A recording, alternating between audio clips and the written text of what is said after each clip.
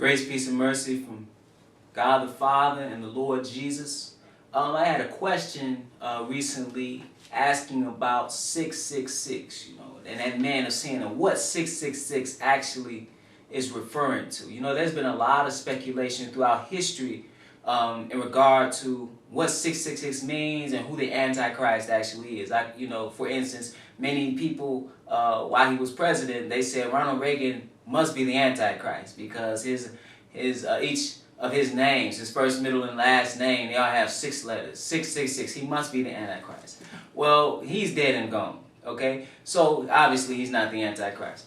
Some people say it's Barack Obama. It's not him either. Okay. We're gonna find out where this man is coming from, and we're gonna find out what 666 is actually referring to in this quick little lesson. Okay, so to do that, we want to go to Revelation, the 13th chapter. And just to give you some background information, we're going to start at verse 1. And I also want to point out some key points that you need to know about this time of tribulation that is fast approaching. We know this from the signs that we see that are referenced to in Matthew, the 24th chapter. So this is Revelation 13 and 1. John the Revelator writes, "And I stood upon the sand of the sea, and saw a beast rise up out of the sea, having 7 heads and 10 horns, and upon his horns 10 crowns, and upon his heads the names of blasphemy." Okay, so this beast is just this kingdom coming up out of the sea. We're going to see some characteristics of this kingdom so we can identify it. And the sea represents people. Okay, that's what it's talking about when it's saying the sea in Revelation in this instance. Verse 2, "And the beast which I saw was like unto a leopard, and his feet were as the feet of a bear, and his mouth as the mouth of a lion. And the dragon gave him his power and his seat and great authority." So this beast, if you read him in Daniel, the 7th chapter, you read about the 4 Gentile kingdoms. You read about Babylon and Nebuchadnezzar, which was the lion. You read about the bear, which represented the Medo-Persians. You read about the leopard, which represented the Greeks. And finally, you read about this great and terrible beast that represented Rome. Okay, well, we all know if you were awake in history class that Rome fell in 476 AD. However, it didn't fall totally because it stayed alive. Even though it died militarily, it stayed alive through religion and through what the Roman Catholic Church was able to do. Okay, and now you see the reunification of the Roman Empire through the European Union today. Okay, that's the revived Roman Empire in which this is talking about, and that is the beast.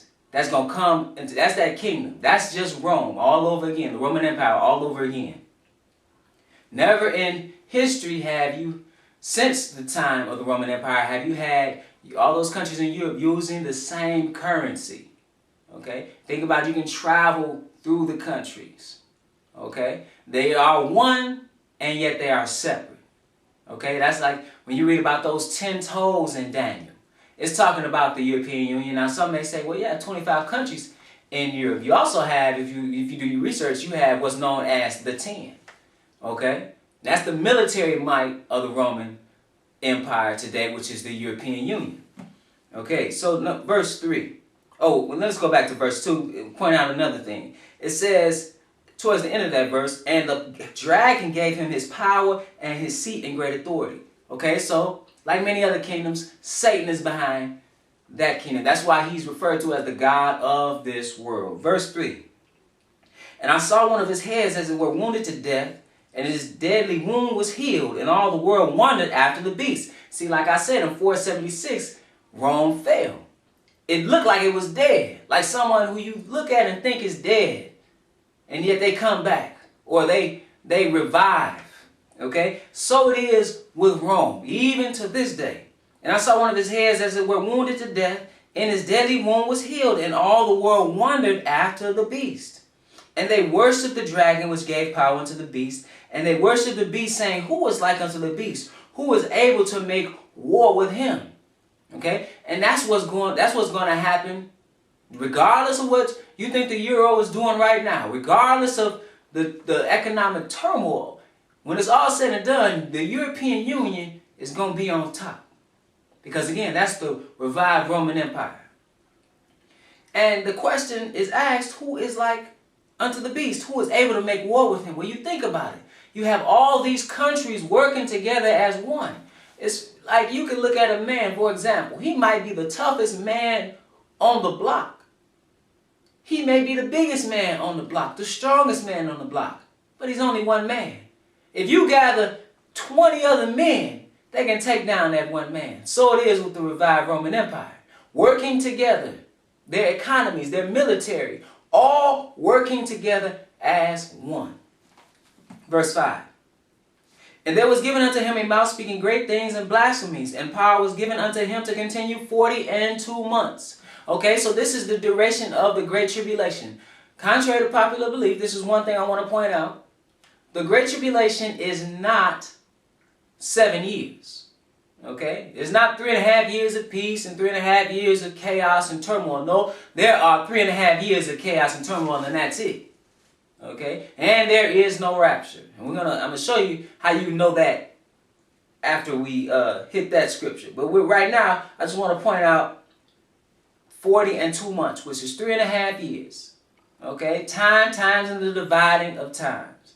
Okay? 1,260 days. Everywhere you find it, dealing with the Great Tribulation, you see it's 3.5 years. Okay? Verse 6. And he opened his mouth in blasphemy against God, to blaspheme his name and his tabernacle, and them that dwell in heaven. Verse 7. To the rapture. And it was given unto him to make war with the saints, and to overcome them. And power was given to him over all kindreds and tongues and nations. He's going to make war with the saints. Now the question you should ask yourself is, if there's a rapture, how is he making war with the saints?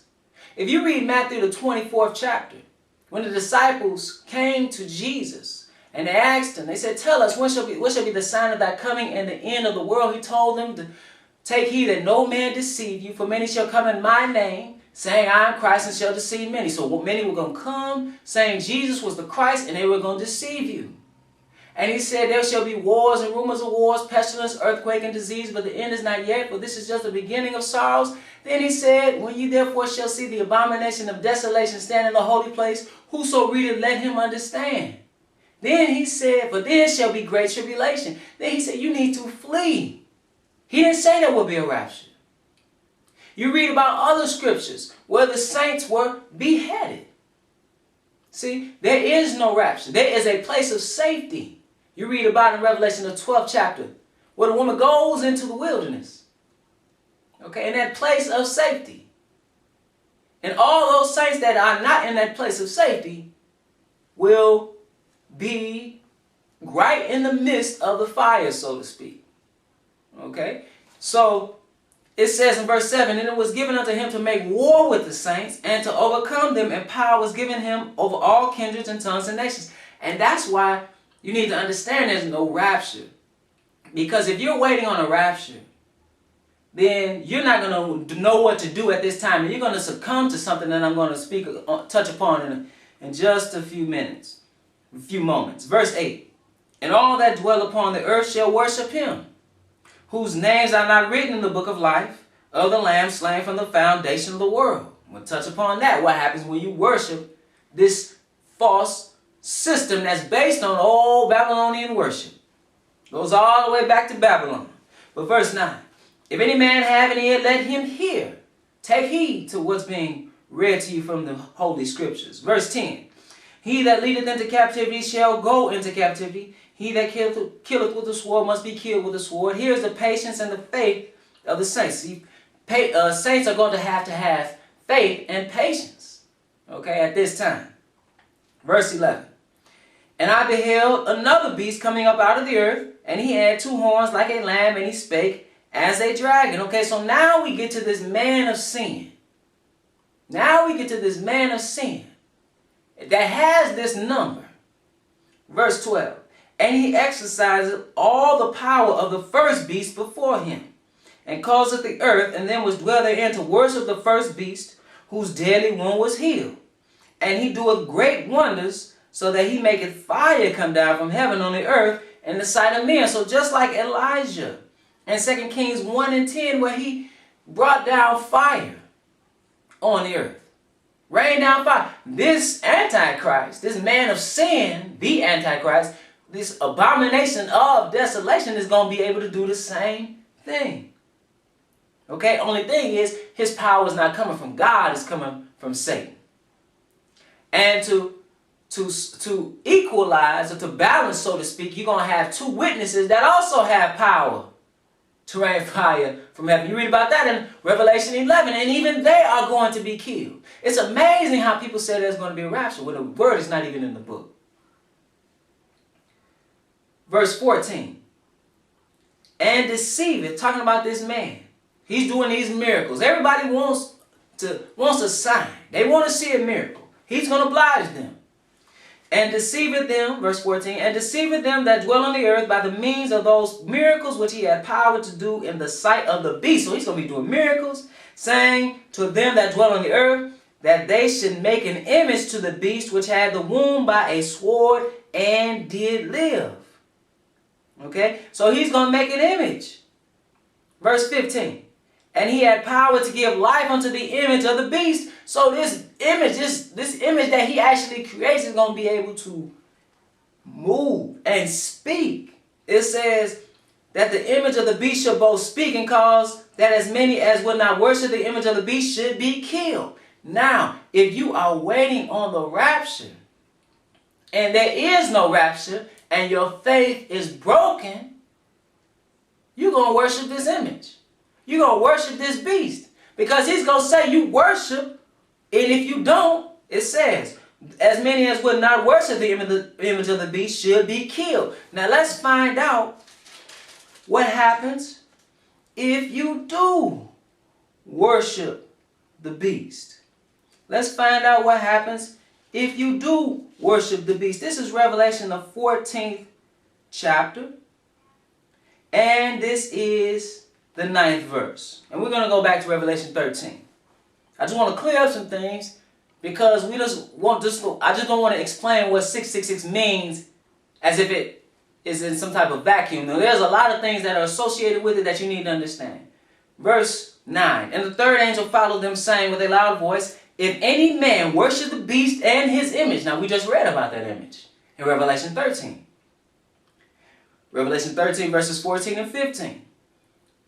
If any man worship the beast and his image and receive his mark in his forehead or in his hand, just like they do on Ash Wednesday, the same shall drink of the wine of the wrath of God, which is poured out without mixture into the cup of his indignation.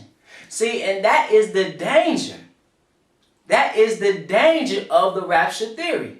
Because when there is no rapture, again, brothers and sisters, your faith is going to fail you. And when your faith fails you and you are confronted with having to give up your life, you're going to give up your life.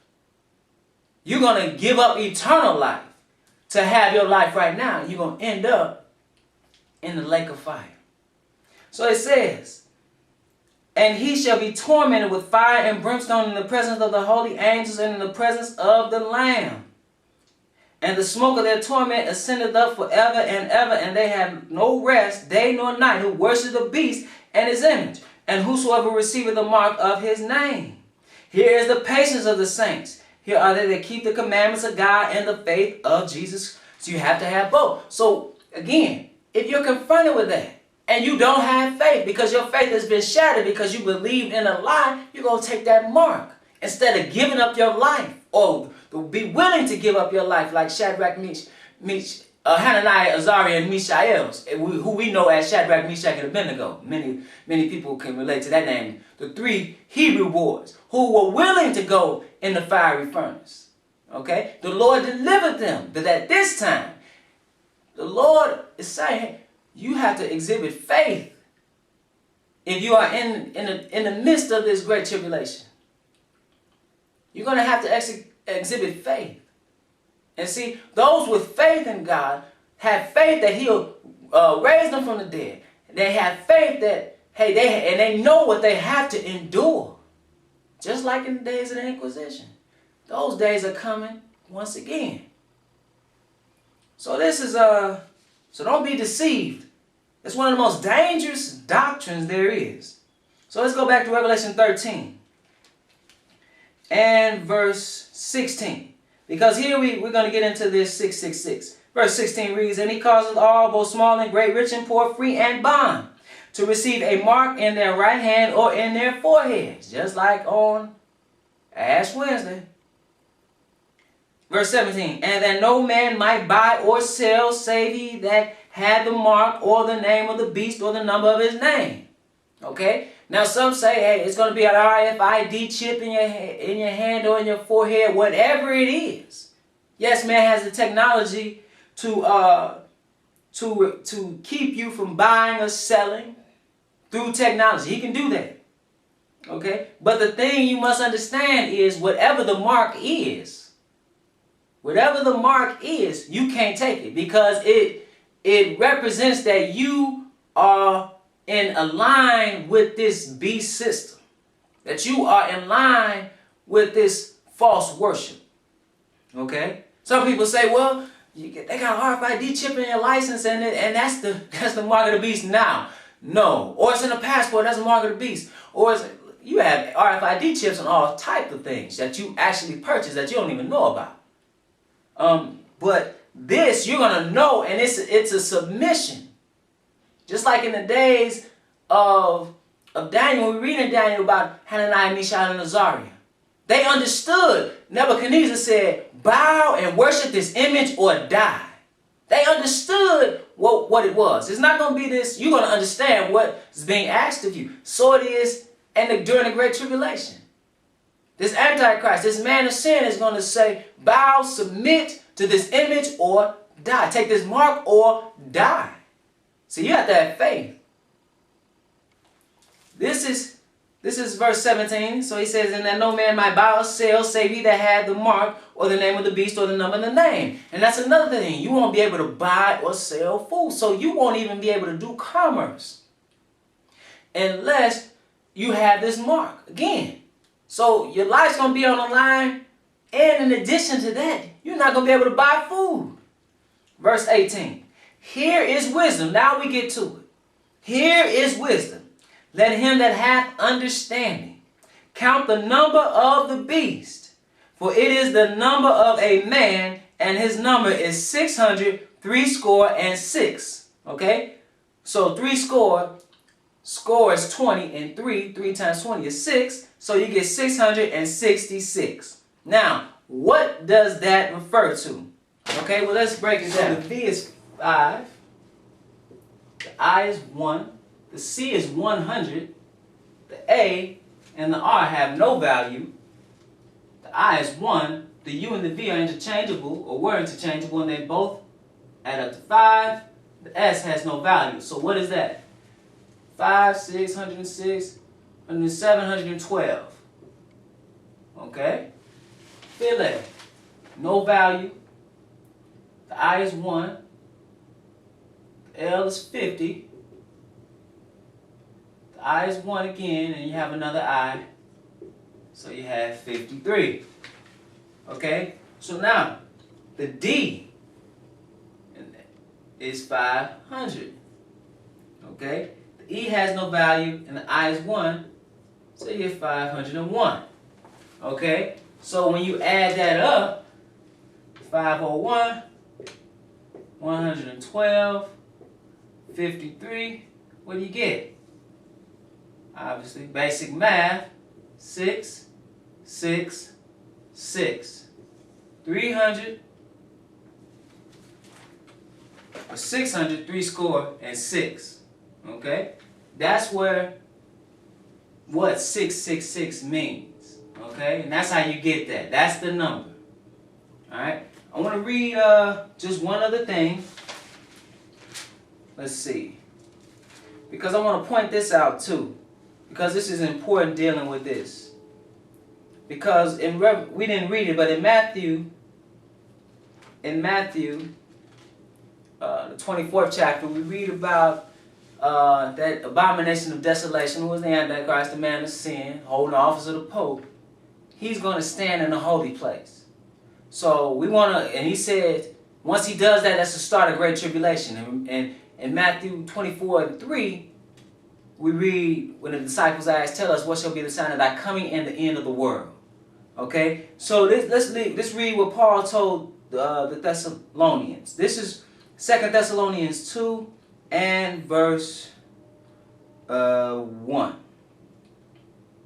It says, "Now we beseech you, brethren, by the coming of our Lord Jesus Christ, and by our gathering together unto him." I just want to put this in a time frame so you understand. "That ye be not shaken in mind, or be troubled, neither by spirit, nor by word, nor by letter as from us, as that the day of Christ is at hand." See, they thought the day of Christ was going to be right then. He's telling them, don't be deceived. I'm telling you, do not be deceived. Verse 3, "Let no man deceive you by any means." So you have to be aware of deception. "For that day shall not come except there come a falling away first." So people are going to fall from the faith. We see that. Okay? For the most part, nobody's dealing with what thus saith the Lord. "And that man of sin be revealed, the son of perdition." Okay? So that same one we've been talking about. He's going to be revealed. It says, verse 4, "Who opposeth and exalteth himself above all that is called God." Vicar of Christ, vicar of the Son of God, vicarious filii, "or that is worshipped, so that he as God sitteth in the temple of God, showing himself that he is God." So that holy place, or he's going to stand where he ought not, is in that temple. That's why when you read in Revelation 11th chapter, you read the angel saying, measure, he said, leave out the court area. They're measuring for the temple, okay? And he says, leave out the court area for the Gentiles. Well, let's just read that real quickly. It says in Revelation in verse 1, "And there was given me a reed like unto a rod, and the angel stood, saying, Rise and measure the temple of God, and the altar, and them that worship therein." So that's God's temple that he's going to actually establish when he comes back and reigns on this earth. That's why you pray, "Our Father which art in heaven, hallowed be thy name, thy kingdom come." He's bringing a kingdom right here on this earth. Verse 2, "But the court," now he's on that same area that the old temple, the first and second temple was. Okay? But he says, "But the court which is without the temple leave out." So the old court area of the temple, don't measure that. He says, "For it is given unto the Gentiles, and the holy city shall they tread underfoot 40 and 2 months." That we have 40 and 2 months again. 3.5 years, the time of the great tribulation. So that's where this third temple is going to be at. This is not God's temple. This is the temple that those who profess to be Jews today, they are going to build a third temple. They already have priests in training. They already have the utensils for sacrifice. They already have the garments to be worn by the high priest. Okay? They already have the cornerstones. They already have the plans to build this third temple. And they are going to start sacrificing again. And once they do that, this vicar of Christ is going to say, "Do not sacrifice," and he's going to profess, he's saying, "I am God," or in the place of God. And that when he goes into that temple, and he's going to, what you say, well, he doesn't, are those funny looking guys that follow him, that are supposed to be his guard, going to be his military? No, he's going to get military might from the European Union. Believe it or not. Believe it or not. That's why he even wanted so-called Christianity, which is Constantinian Christianity, not true Christianity. He wanted that to be mentioned in that Constitution some years ago. So understand that that's where the power is coming from. He's going to execute power. And he's going to stand in that place. Okay? The man of sin, whose number is 666.